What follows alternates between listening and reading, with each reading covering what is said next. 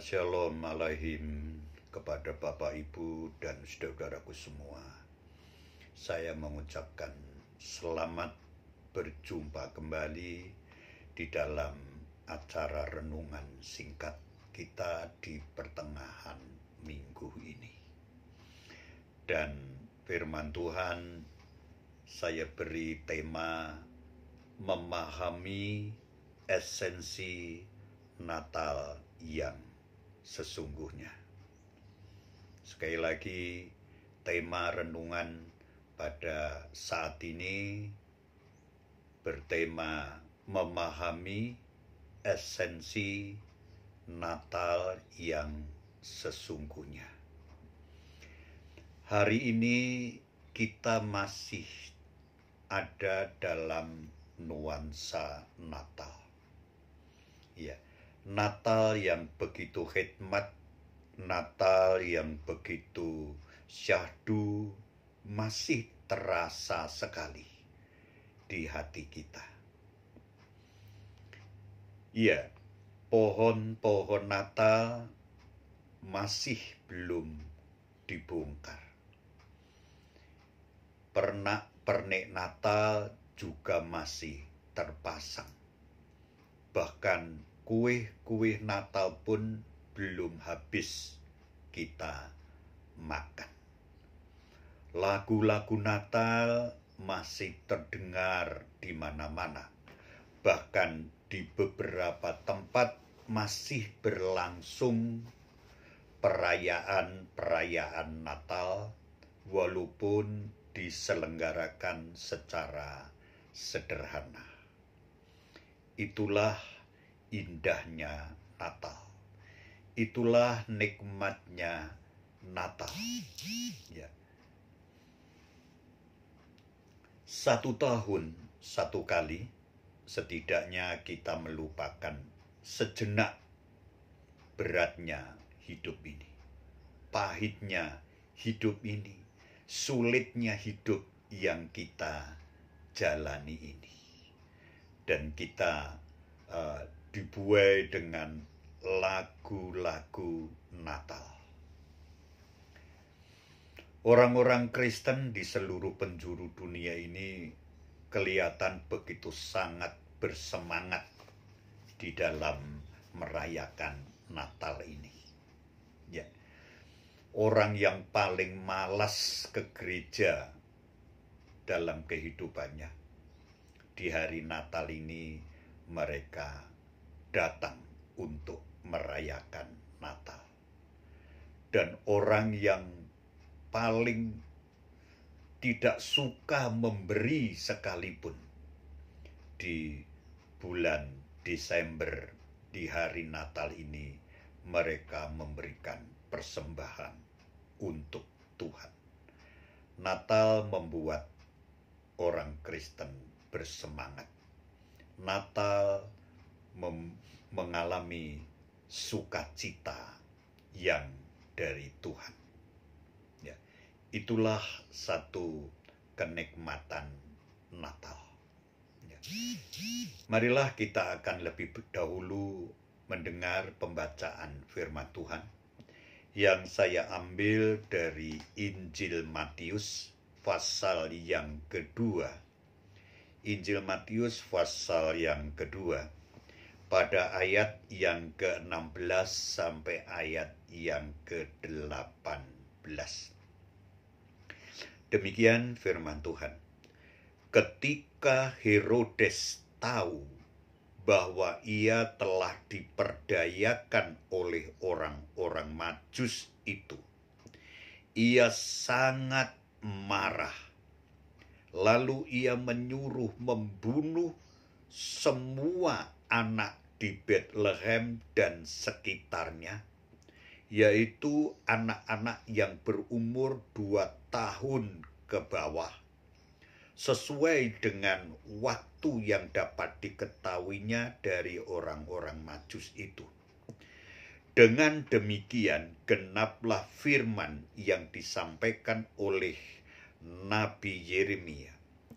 Terdengarlah suara di Rama, tangis dan ratap yang amat sedih, Rahel menangisi anak-anaknya, dan ia tidak mau dihibur sebab mereka tidak ada lagi.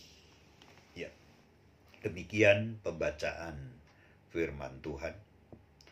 Saudara-saudara yang dikasihi oleh Tuhan, sekali lagi Natal adalah sangat menyenangkan.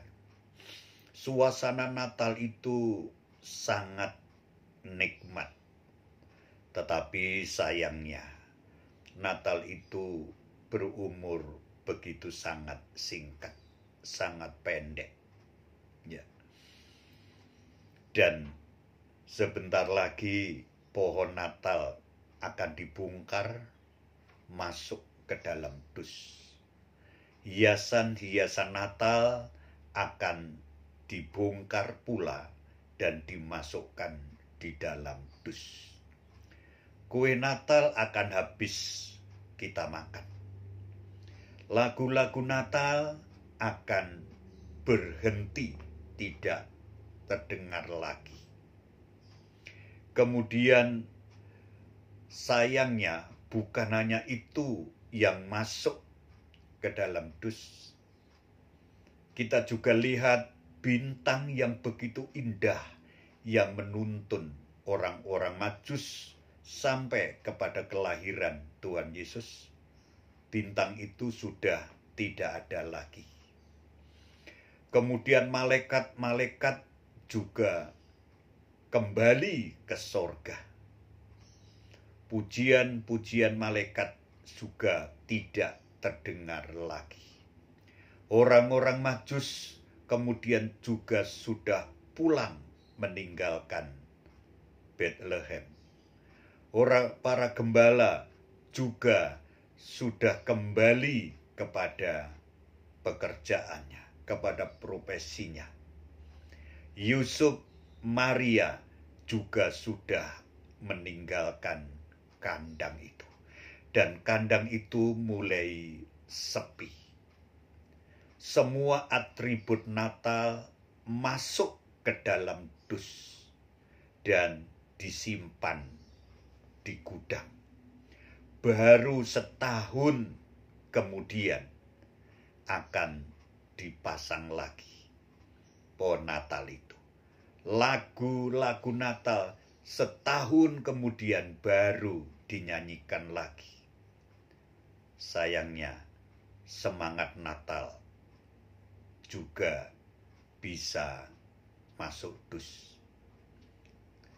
Keramahan Natal juga bisa masuk ke gudang. Kedermawanan Natal juga berhenti. Semangat Natal juga hilang. Damai sejahtera Natal, sukacita Natal juga hilang. Mengapa? Memang sesuatu yang istimewa itu tidak akan berlangsung terlalu lama di dalam dunia ini. Sesuatu yang istimewa itu kalau terjadi terus-menerus, itu tidak nampak lagi keistimewaannya. Namun demikian, marilah kita ingin kembali merenungkan pembacaan Alkitab tadi. Semuanya telah tidak ada lagi suasana Natal, sukacita Natal, damai Natal, semangat Natal, keramah tamahan Natal, kedermawanan Natal, semuanya sudah tidak ada lagi. Sebab hal-hal yang bersifat seperti itu memang hanya bersifat sementara. Itulah sebabnya kita diingatkan untuk memahami secara benar, memahami secara tepat apa sebenarnya esensi daripada Natal itu. Natal tidak akan membawa arti apapun kalau kita tidak memahami dan menangkap makna Natal yang sesungguhnya. Apa makna Natal yang sesungguhnya? Apa esensi Natal yang sesungguhnya itu? Esensi Natal yang sesungguhnya adalah Kristus lahir. Dia datang dan masuk, lahir di dalam setiap hati kita. Jadi kalau bukan Kristus yang kita nantikan di dalam Natal, kalau bukan Kristus yang lahir di dalam hati kita, orang-orang Kristen, maka semua kebaikan Natal itu hanya lalu begitu saja. Damai Natal lalu begitu saja. Sukacita Natal lalu begitu saja. Dan semangat hidup kekristenan lalu begitu saja. Dan semua yang baik di dalam Natal ini tidak akan pernah bertahan lama. Tetapi berbeda dengan ketika Natal itu kita memahami makna yang sesungguhnya, inti sari Natal itu, nilai-nilai Natal itu, yaitu kita menerima kedatangan Kristus, kelahiran Kristus dalam hati kita. Bila tidak, maka kita akan benar-benar merayakan setiap tahun di dalam perayaan Natal, kita tidak pernah memperoleh nilai-nilai makna Natal yang sesungguhnya. Hidup kita tidak pernah mengalami perubahan. Hidup kita tidak pernah mengalami satu kehidupan yang lebih baik. Karena kita hanya merayakan Natal itu secara lahiriah. Kita hanya merayakan Natal itu secara kebiasaan. Tapi kita tidak menangkap makna Natal yang sebenarnya. Yaitu Kristus tidak lahir di dalam hati kita. Bagaimana pentingnya ketika Tuhan Yesus Kristus itu masuk dan tinggal dalam hati kita. Maka inti sari Natal itu akan terus kita alami, mengiringi dalam setiap perjalanan hidup kita sepanjang 1 tahun penuh. Sukacita, damai sejahtera, dan semangat, kemudian pujian itu selalu ada. Tetapi kalau tidak, dalam pembacaan firman Tuhan tadi, yang bertahan apa? Yaitu Herodes. Sifat Herodes, kehidupan Herodes yang tampil di panggung kehidupan orang Kristen. Ya. Sifat Herodeslah yang paling dominan di dalam dirinya. Apa sifat Herodes itu?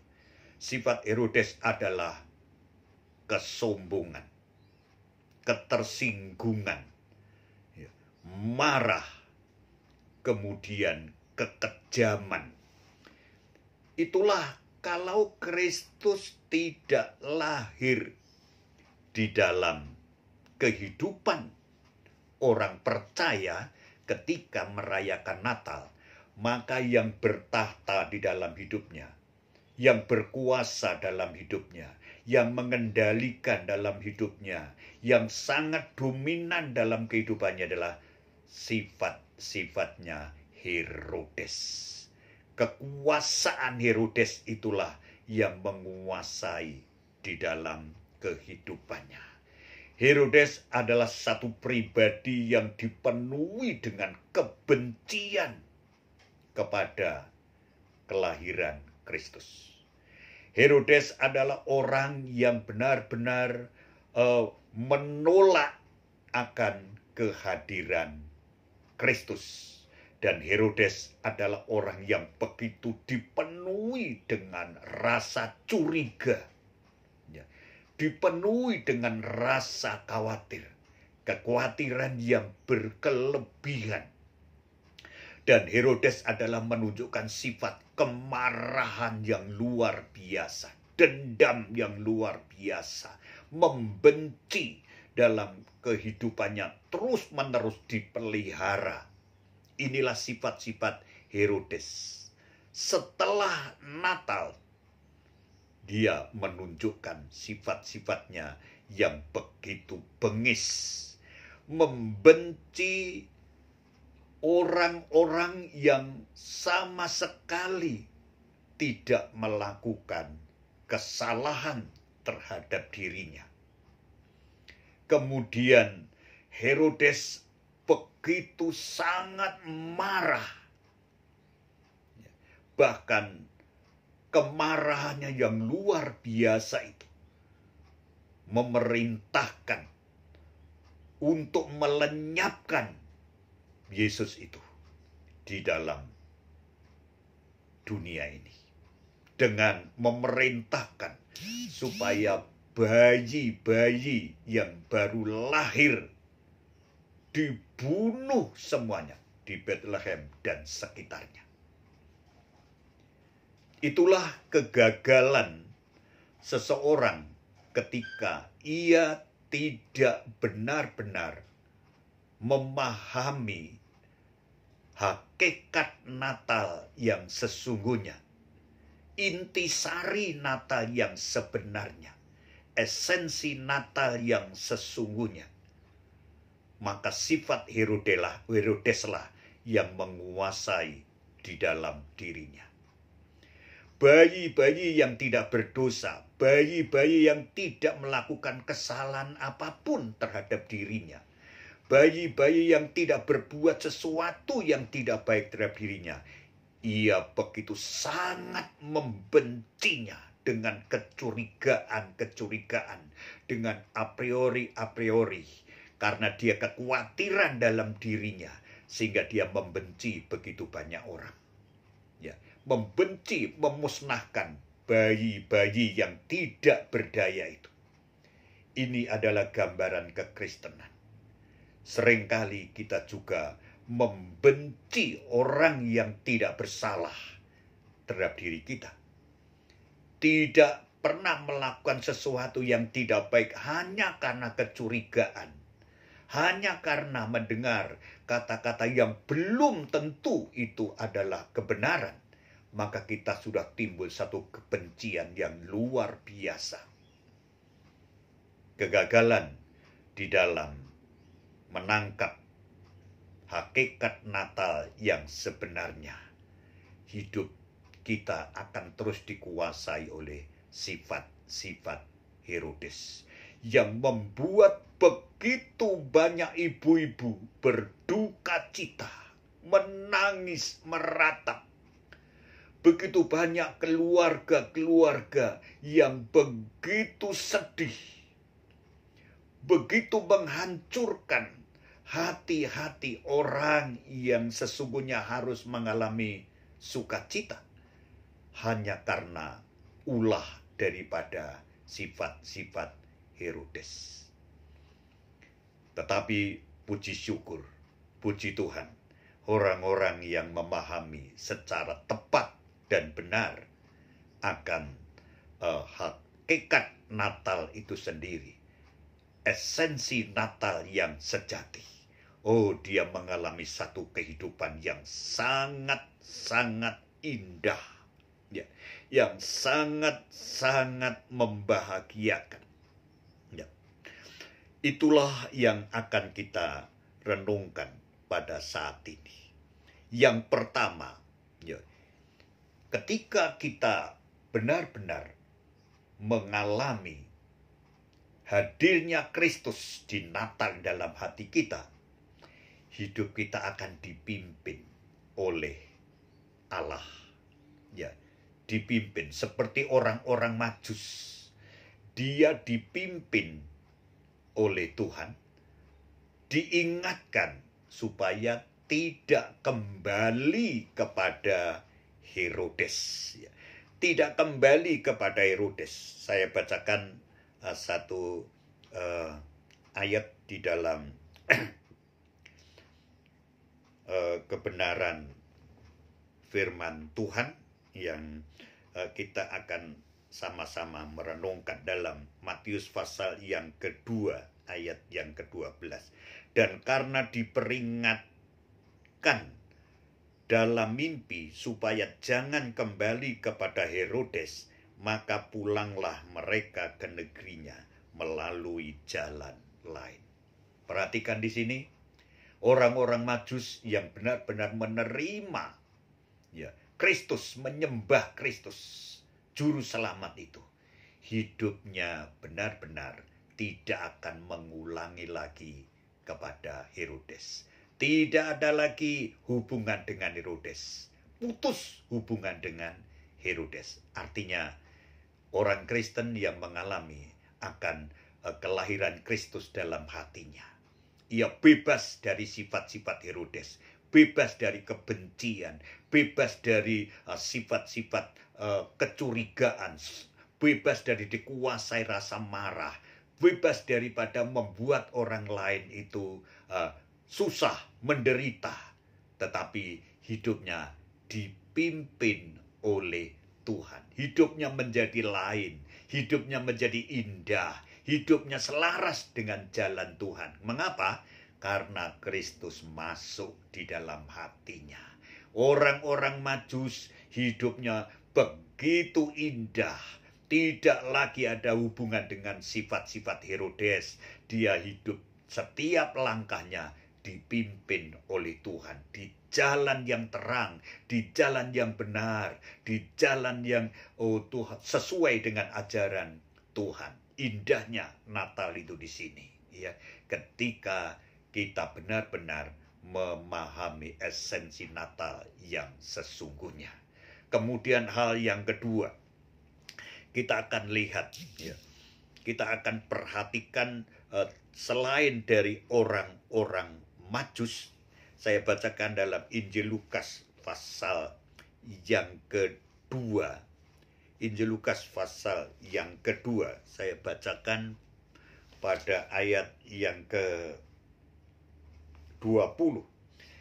Maka kembalilah gembala-gembala itu sambil memuji dan memuliakan Allah, karena segala sesuatu yang mereka dengar dan mereka lihat semuanya sesuai dengan apa yang telah dikatakan kepada mereka. Gembala-gembala berjumpa dengan Tuhan Yesus di dalam kelahirannya dan benar-benar dia bersekutu dengan Kristus. Gembala-gembala ini adalah orang yang benar mengerti inti sari daripada Natal oleh pribadinya Kristus. Dan setelah Natal, dia mengalami sukacita yang luar biasa. Dan dia hidup di dalam pujian, hidup dalam ucapan syukur kepada Tuhan. Dan dia menjadi orang-orang yang diubahkan. Walaupun secara lahiriah dia masih sebagai gembala-gembala. Hidupnya sama sederhananya. Tidak menjadi orang-orang yang kaya raya. Tidak menjadi orang-orang yang sukses. Tapi pengalaman hidupnya berbeda. Ia memuji-muji Tuhan. Ia memuliakan Allah. Ini peristiwa ini setelah Natal dia alami itu. Mengapa? Sebab dia menyaksikan semuanya benar.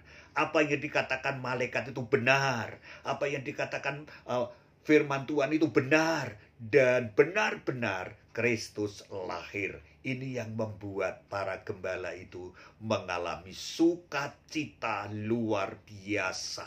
Dan memuji-muji Tuhan dan memuliakan Allah. Inilah pengalaman hidup orang-orang Kristen sejati yang memahami benar hakikat dan makna Natal yang sesungguhnya, yaitu yang dinantikan kelahiran Kristus masuk dalam dirinya, mengalami perubahan yang luar biasa.